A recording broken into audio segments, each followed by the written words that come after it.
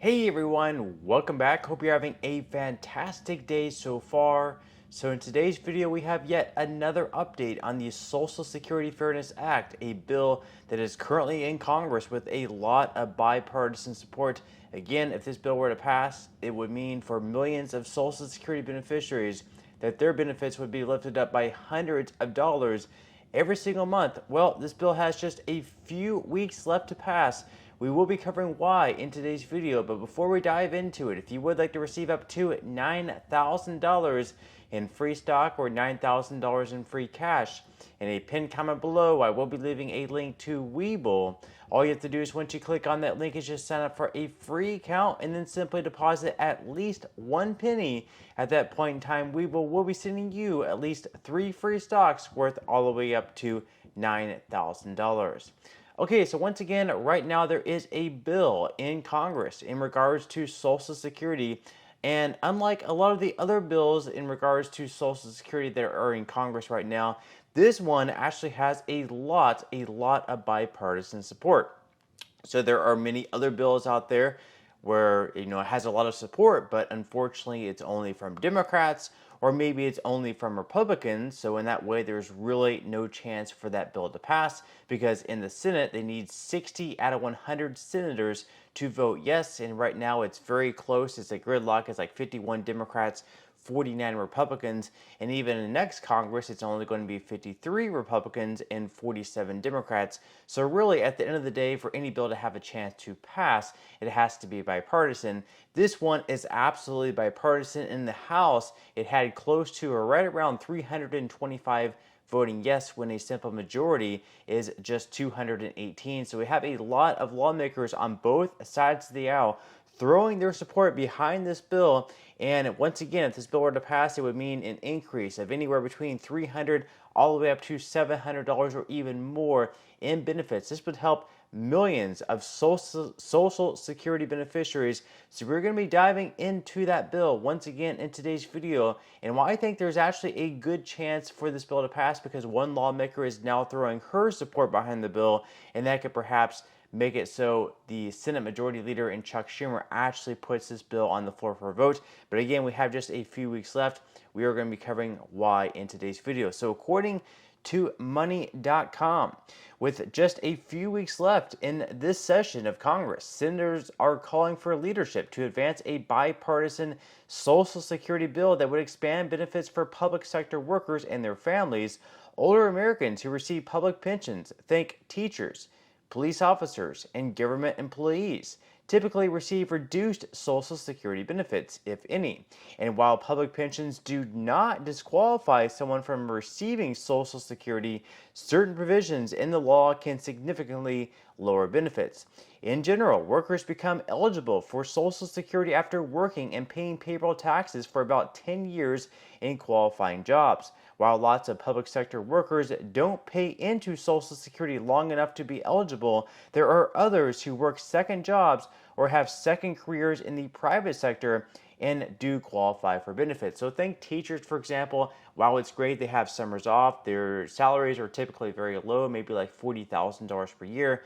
So in that case, they're forced to go off and work a job in the summer, and after all the years, they earn enough credits to also qualify for Social Security benefits. But because they're receiving a pension from being a teacher, the Social Security benefits that they receive whenever they go to collect are much lower than what they should be. Now, the article goes on to say that the Social Security Fairness Act would revoke two provisions: the windfall elimination provision and the government pension offset, to increase Social Security benefits for these public sector workers who paid into the program. Now, members of Congress supporting the Social Security Fairness Act, which the House passed last week with a 327 to 75 vote tally, say it would improve the Social Security system by ensuring that public sector workers get the benefits they deserve.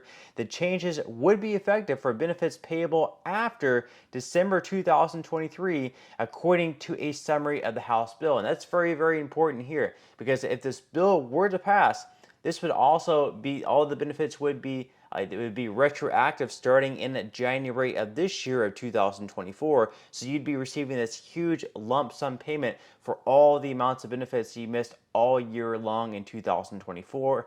in addition to 2025 moving forward. So this would certainly help out millions of Social Security beneficiaries.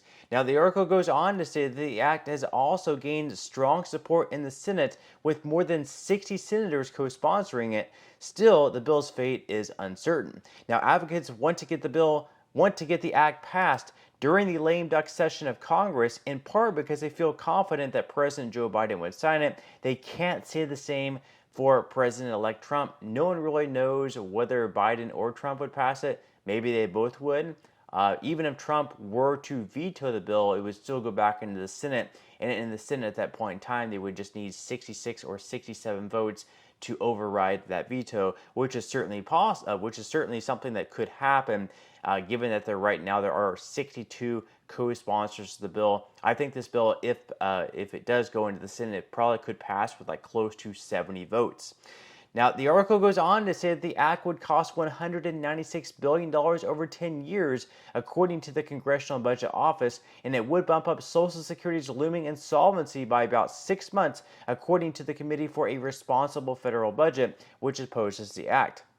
Now, in a statement by Maya McGinnis, who is the committee president, she said that they should call this bill the Social Security Unfairness Act, because it creates a windfall expansion provision for a small number of beneficiaries who would get to double dip their retirement benefits. So this person thinks that you should not be able to receive a pension as well as receiving a normal Social Security benefit that would be unfair to the rest of the people who are only receiving Social Security. Leave your thoughts and comments below about her statement there. Now, as far as whether or not the Social Security Fairness Act will become a law, we have Senator Susan Collins, a Republican in Maine, and Senator Sherrod Brown, a Democrat in Ohio, saying in a release that they urge Senate Majority Leader Chuck Schumer to put the act up for a vote as soon as possible. At the end of the day, it's going to come down to whether Chuck Schumer actually puts this bill on the floor for a vote, because it definitely has the votes that it needs. However, passage of the act is far from certain due to complicated year-end politicking. Congress is out of town the week of Thanksgiving and then again starting the week of Christmas. That leaves just 3 weeks to get the Social Security Fairness Act or anything passed. So obviously the schedule makes it a lot more difficult for Congress to pass these things, but 3 weeks, that's more than enough time. If Senate Majority Leader Chuck Schumer wants to put this bill on the floor, he has 3 weeks to do so. That's more than enough time. There's really no excuses here. They cannot use time as an excuse. Now, they go on to say that in the limited time left in this session, Democratic leadership in the Senate is focused on confirming Biden's judicial nominees, and it's seen as unlikely that the Social Security Fairness Act would get a vote as a standalone bill. A source close to the legislative process tells Money, but there's still hope it could get passed another way. Advocates and members of Congress envision the act being linked to a larger legislative package, either a government spending bill that Congress will need to pass to avoid a shutdown, or a defense authorization bill, the source says. And again, I really don't like these huge packages that are thrown together with numerous other things, but that seems like that's the way that Congress does things. Now, in good news, the other Democrat in New York, and Kirsten Gillibrand, she's also throwing her support behind the bill. Now, Chuck Schumer is the second Democrat. He's the Senate Majority Leader. So perhaps if Gillibrand, his colleague, I guess, in New York, kind of pushes him to put this bill on the floor for a vote, maybe he will, maybe he won't. But again, leave your thoughts and comments below. That's all we have for today's video, and I will see you in the next one.